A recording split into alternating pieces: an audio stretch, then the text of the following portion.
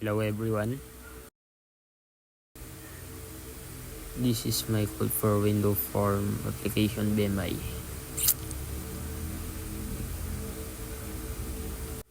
There is the height, weight, and the result, and if statement for the class.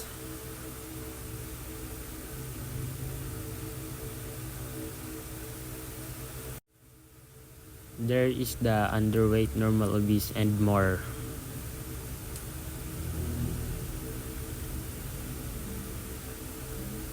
Let's try it and let's see if it's working in our database.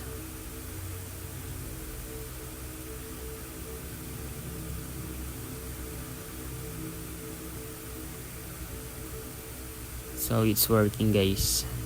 Thank you for watching.